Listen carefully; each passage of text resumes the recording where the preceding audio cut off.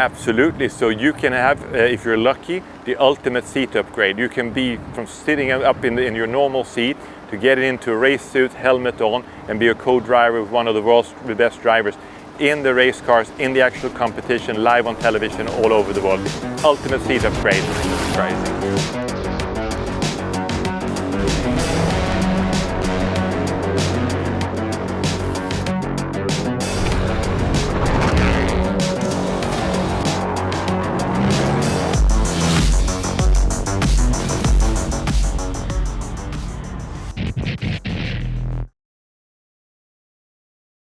G'day guys, Simon Chapman here from Speedcafe with another episode of KTM Summer Grill. And as you can see, we're not in the studio, we're here at an iconic location in Australia, the Sydney Harbour Bridge and the Sydney Opera House behind me to talk all things Race of Champions, which is coming to a core stadium on March 7 and 8, 2025. And who better to talk to than the man behind the whole deal, Fredrik Johnson. Great to be here. I mean, beautiful day, and what a unique location. Now, tell us about Race of Champions. What is it basically? Let's get that across. So Race of Champions is all about bringing in some of the top guys from Formula 1, World Rally, Le Mans, IndyCar, NASCAR, make them compete on identical cars. So it's only driver skill that determines who's going to win. And bringing racing closer to the fans. So we're transforming their core stadium into a 1 kilometer tarmac racetrack, spectacular track. We're putting in 3,000 tons of bitumen, building a 43-meter crossover bridge.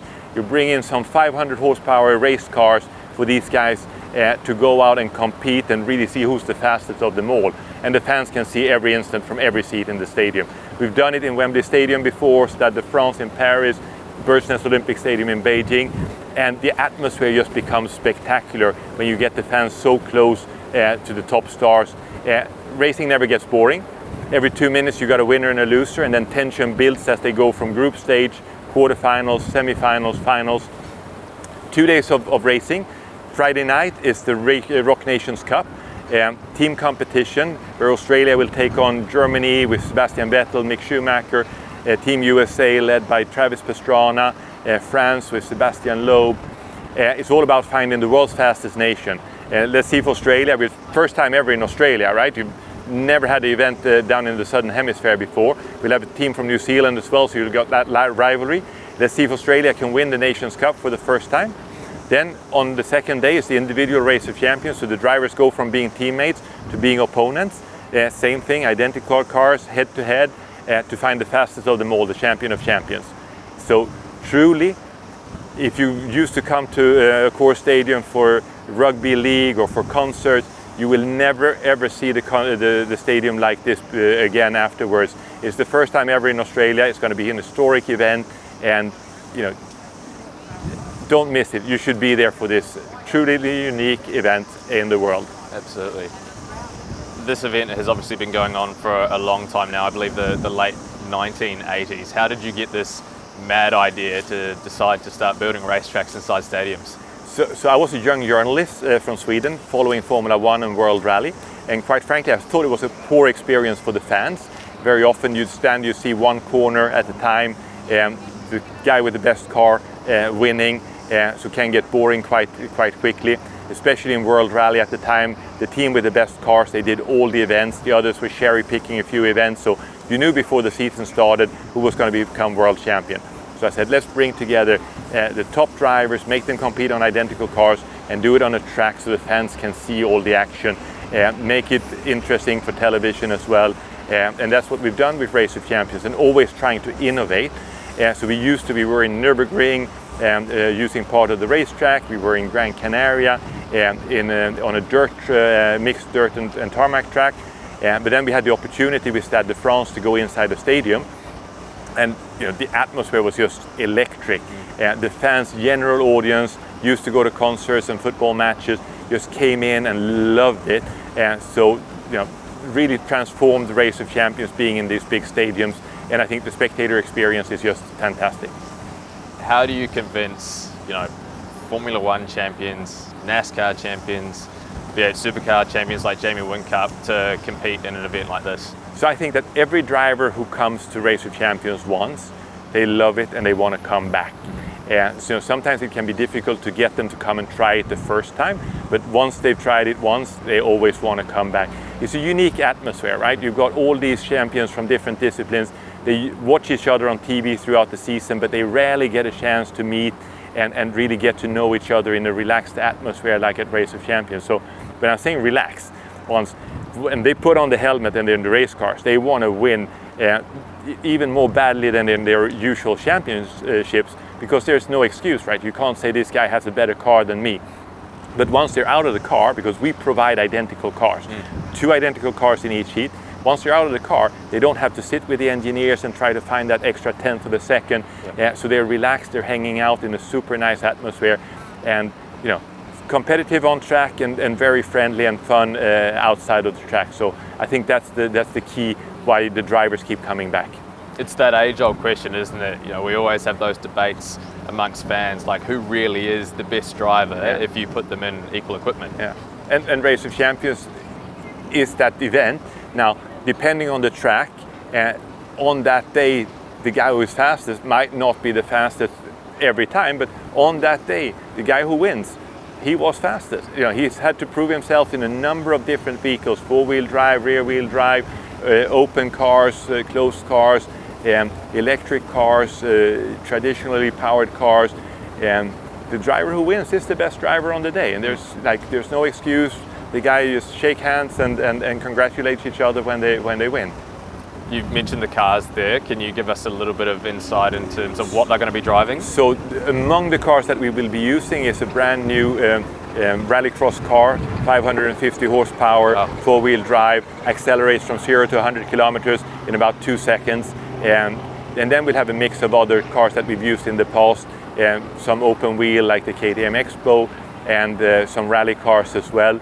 And some electric cars that are super fast. The acceleration of the new electric cars are just phenomenal. But you'll have the noise from the traditional engines, and you'll have the latest in technology at the same time, a mix. So drivers have to prove themselves on all these different vehicles to be able to win. For sure. Can you just sort of explain, I guess, the format? Obviously, there's 2 nights. Yeah. The Race of Champions and the Nations Cup. Yeah. How does that all work? So first night, the Rock Nations Cup. You have teams of 2 drivers each, competing for the title, the world's fastest nation. So you'd have Australia competing against Germany with Sebastian Vettel, Mick Schumacher. Team USA led by Travis Pastrana. France led by Sebastian Loeb. For the first time ever, since we're now in the Southern Hemisphere for the first time, we'll have a team from New Zealand, so you'll have the rivalry between Australia and New Zealand as well. And it goes from group stage to semifinals to final, best of 3 heats. So like Germany, represented by Vettel and Schumacher, if they would go up against, let's say, for example, Team USA with Travis Pastrana and another champion, if Germany wins the 2 first heats, then they're through to the next round. If it's 1-1, then the 2 winning drivers meet in the 3rd decisive heat. Right. So Nations Cup, number 1, finding the world's fastest nation on Friday night. Then on the second night, they go from being teammates to being opponents in the individual Race of Champions. Group stage, 4 drivers in each. Top 2 goes to quarterfinals, and it's direct knockout, semifinals, finals. Same thing in the finals, it's best of 3 heats. So first to win 2 is the champion of champions. In terms of the timetable, what's it like actually being there as a spectator? Is it pretty fast paced? Like there's not much downtime, right? So it's very fast paced. It never gets boring. Every 2 minutes you got a winner and a loser. Starts at 7:30, finishes at 10:30. Drivers' presentation, they'll get much closer to the drivers than they do at traditional events. Then there's a lot of show components as well, with stunt driving, music, DJs. It's something for everyone in the family there. Will there be opportunities for fans to potentially even meet some of the drivers? Absolutely. So you can have, if you're lucky, the ultimate seat upgrade. You can be from sitting up in your normal seat to get into a race suit, helmet on, and be a co-driver with one of the world's best drivers in the race cars, in the actual competition, live on television all over the world. Ultimate seat upgrade. That's crazy. Now, tell us about the actual venue itself, the Core Stadium, home of the Sydney Olympics in 2000. How did you guys land on that as a venue? Like, I know there was maybe even a little bit of chat about maybe Perth, and the MCG is obviously an enormous stadium. Why Sydney? So we've been looking at coming to Australia for over 10 years now. I went to see the Accor Stadium and the Olympic Stadium over 10 years ago. I went to see the stadiums in Melbourne, went to see the stadium in Perth, and you know, we had some very advanced discussions about Perth as a potential venue. In the end, the stars were aligned for us to come to Sydney for our first ever event in Australia, and very happy about that. The stadium works perfectly. We can build a great track. There's a lot of space for that. It works for our paddock, for our car change, for everything we're trying to do. And the view from every seat is phenomenal. You got this magnificent 130-meter big screen where you can do a lot of content as well. So I think it's just the perfect place for the first ever Race of Champions in Australia. What's the future of this event look like? Is this a one-off sort of thing, or is there potential for more? So once again, we had serious discussions with over 10 different venues all around the world about 2025 Race of Champions. All these venues are still pushing to get the next Race of Champions. So it will be a first in Australia. Hopefully not the last, but it may well be a unique opportunity for fans to see Race of Champions here in Australia. For sure. Tell us in terms of like how you actually build a racetrack inside of a stadium. That just sounds like a crazy idea to me. It is a crazy idea. I mean, we've done it in Stade de France in Paris, we've done it in Wembley Stadium, versus Olympic Stadium in Beijing. But basically we come in, we cover the pitch, and it's like building a motorway or a traditional racetrack. We're putting 2,000 tons of base layer, all recycled material, and then 1,200 tons of asphalt on that. Bring in the big machinery to you know, like you're building a proper road. And we have a 43 meter crossover bridge, because the Race of Champions track is a parallel track. Always two identical cars on the start line.